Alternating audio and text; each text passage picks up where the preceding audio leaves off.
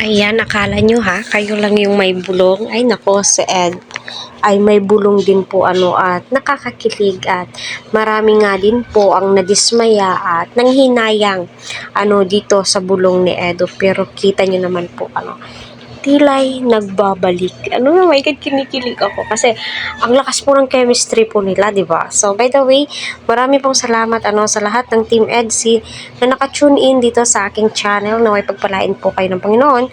Patuloy ho nating suportahan si Kalinga Prab Kuya Val at ang buong team. Huwag po natin skip ang kanilang ads. So, alam nyo, kapag si Kalinga Edu yung nang bubulong, oh my God, kabahan ka na kasi legit po yan. Lalong-lalo na po si Kalinga Prab at si Kuya Val Santos Matupa.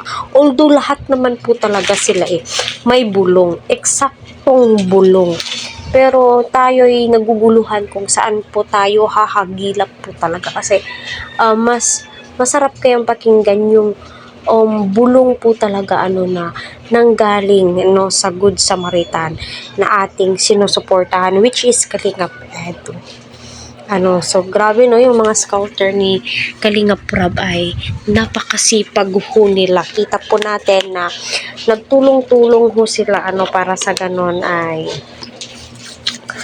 matulungan ang mga beneficiary. Kung hindi po makapunta si Kalinga Prab doon, andyan si Edu po, pwedeng pumunta, si Sir Jello Mags, at saka si Dr. Love, si Kalingap JJ. Madami po yan sila, So, napaka-thankful po talaga ng mga beneficiary ni Kalinga Prab dahil nga po may mga may nakatoka sa kanila na tinitignan sila kung okay lang ba sila, kung ano po yung status nila sa ngayon, kung okay lamang ba yung pamumuhay po nila, may nagbago ba, diba?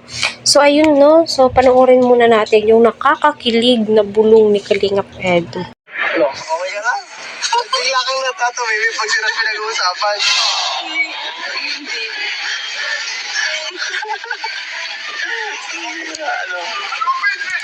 Okay ka lang?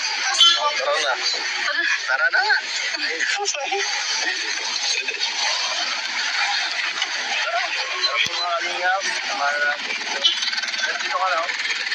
Dito ka lang.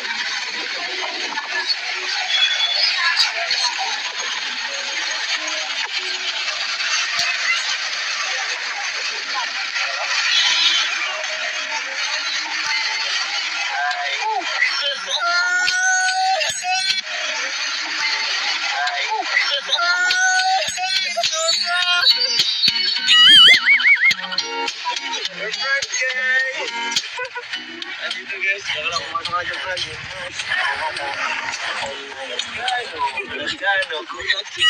Guys! Ayun yun. Tama!